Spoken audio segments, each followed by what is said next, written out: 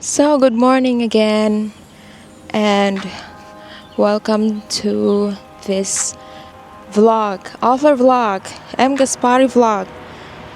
And I hope that I won't bore you in the next few minutes because I like to share with you what I have learned and thought of yesterday.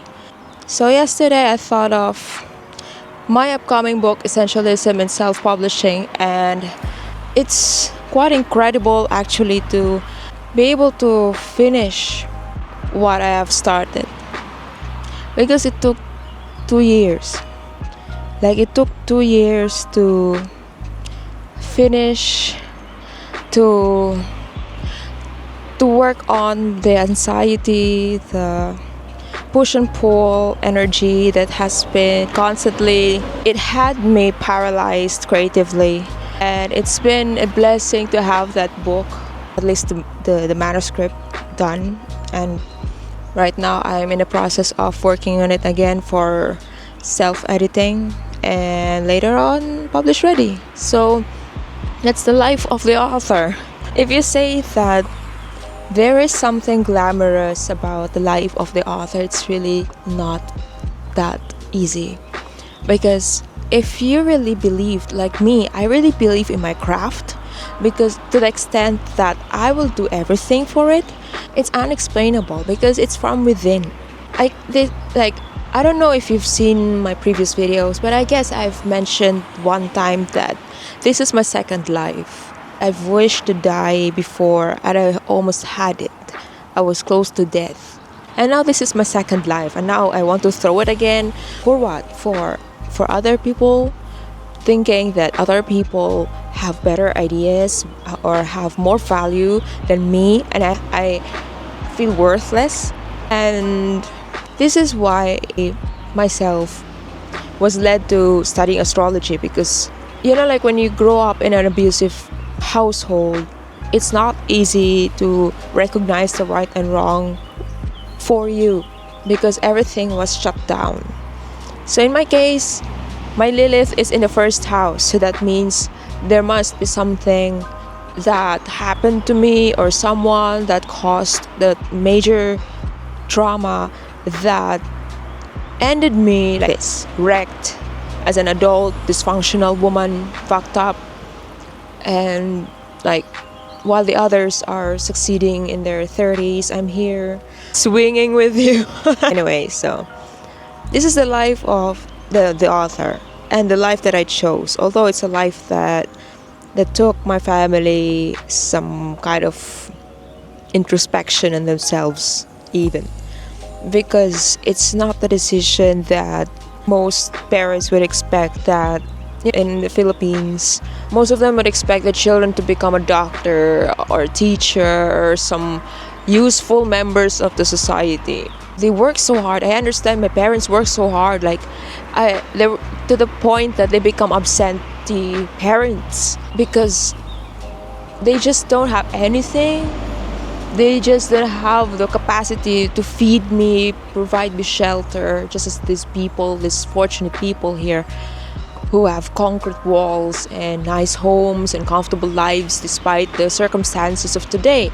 But at that time, my parents really had to do everything that they can to provide.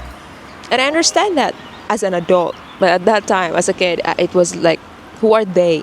So that was the issue.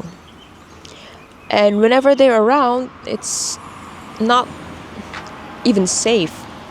So, because I don't know if it's like the common thing. I don't know if you've experienced this, but I guess if you're tired, exhausted from work, if you're a parent listening to me and you feel that your child or your kid is resenting you like this, let me understand. Is it because of the exhaustion? Is it really the exhaustion that drives people insane? They would make it an excuse to vent out their anger at work to their children who didn't even know or don't even give a damn about what your work is, because what they wanted is attention, love, and whatsoever. But who knows? So what I'm trying to say is I'm not hitting, or I'm not trying to cause any I don't want to trigger anybody. But if this is something that will trigger you, then this is an issue that you have to reconcile yourself. Because if you can't reconcile these things with yourself consciously, just like I do, just as I'm talking to you, it would be hard for you to deal with the issues, the rest of the issues, especially with your writing. Because the more personal you treat your writing is, the more easier it will be for you to process all the things that you need to process, like your ideas, your thing, and blah blah. Because what happened to me, and I guess what most people would agree, is that once you have a block inside, if you don't have this clear understanding of yourself, then how would you study your characters? So if I don't understand my pain, if I don't understand why I feel like this to my parents, or why I feel like this to everyone, then how would I develop Valen, my character, the character of my upcoming book? How would I write Leslie, of the character of my book, My Name is Pepper, if I don't understand her situation at that time, at that point in time? When I wrote the manuscript, I was just 21 or around 24 when I wrote it. And even when I rewrite it at 30, 31 or so, it's like, it's not like, oh, I have to judge my 21-year-old self. I have to go back to how I thought the story will be. But the way that I will be writing it is in the style of now the adult me. So what does that mean? I keep the essence of the manuscript, but the storytelling will be different. So that means I have to respect the self, the person who I was before, without judgment. I have to respect the self, myself, at that time, who created this crazy story out of nowhere, without judgment, without adult judgment. Because now I'm adult, I'm 31, you know. So I don't know if you understand what I'm saying. So, but that's why I'm telling you about healing through, like, spiritual healing through writing, confronting your trauma through writing, through automatic writing.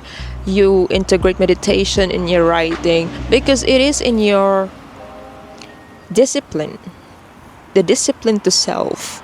It's not self-discipline. Self-discipline is when you like, you created this system of yours in whatever itinerary you have. Like, let's say I will write from 6 a.m. to 9 a.m. Then that will be my discipline. I will write every single day that week.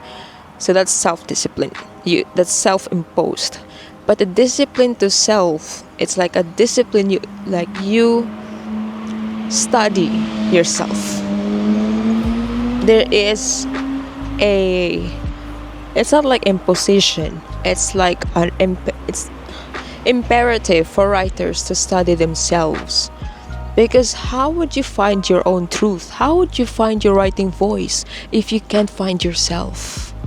If you don't know who you are, how would you find your essence? How would you find your stories? How would you know and respect your characters for who they are if you don't know yourself, who you are? How dare you? It's like, like, I'm sharing you all my shit, and then you're not telling me your story. Is it fair for your characters? Is it fair for them? You're telling the world about who they are, their weaknesses and flaws, and then you yourself as a writer, who's the god of the story, you can't even ask yourself the same questions you're throwing at them. How dare you? And I'm not saying this because this is like what I want you to do. This is how I really see my writing, and I'm just telling you what I think right now. Like, this is how I feel about my writing. This is how I feel about my situation right now. And as a Scorpio moon, to heal is to reveal. I know that I will be healed the more that I will be talking about how shitty my life is, how stuck I am, and how, like, although I've written 3 books, I still feel this fucking anxious to even finish a simple ebook that would provide a lot of value to a lot of writers and aspiring writers around the world. And this woman is that insecure to the point that she can't even recognize that there are 2 unpublished novels sitting on her desk, downplaying them as if they're someone else's work when it was hers. That's the kind of self-rejection I have had for years. Because my Lilith is in my first house, in the first house, that means something or someone must have done something so terrible in my psyche that rejected the self in me. Others would reject how they look, you know. But this is more than just how I look. This is really who I am, my existence, why I was born. It's like the more I'm writing, like the more I'm talking about my little world, my inner world, the more I'm losing this tact. It's not like I'm tactless and telling everyone just to harm. It's the tact where if you're in a seemingly quote-unquote narcissistic environment, you are trained to be tactful in a way where you will be so tact that your mouth feels stapled, like tacked in a tucker. If you know what I'm saying, if you understand what I'm saying. Your mouth was stuck with a tacker. Is it correct? Tacked with a tacker. Or tucked with a tacker. Well, you know what I'm saying. You know what I'm saying. You understand what I'm saying. So by removing that tacked my mouth, the more I'm revealing the essence of writing, the definition of writing that was lost over the years, as I've noticed. Because over the 10 years, over the last decade of my writing profession, of my writing experience, from copywriting to blogging to news writing, I was a content writer for so long time, as a freelance writer, and really sold my soul to capitalistic ventures. And now I am here swinging with you, telling you about how shitty my life was and is. But I don't know, like, it's the energy, the essence of accepting that gift has become so rare. Like, I've been writing for 10 years for other people's businesses, and a lot of them are telling me to create this marketing strategy where I have to create white lies, where I will be writing such a way, in a form, in a rule. This is the rule. In the second paragraph, there should be table of contents. God damn it. There should be SEO. There should be keyword in the first paragraph, in the URL, in the alt image, in the alt text of everything. So you will be found on the algorithm. Everything is just algorithm, and even writing hurts me. That now writers equate their skills in algorithms, not from the words of their heart, their soul. I will be amazed if we still recognize the worth of writers in the mural way, where the whole five-story building is full of your scribbled, carved on the wall. You carved a 5-story building. But no, everything's measured digitally. And because it's digital, it's easy for us to say 500 words is so less. 200 words is so less. That's 200 words.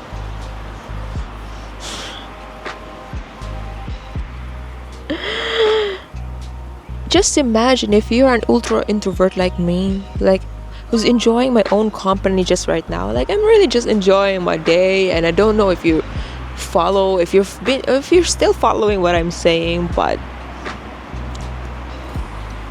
this is how I think, this is how I approach life, this is how I approach writing, and this is how I approach my relationships.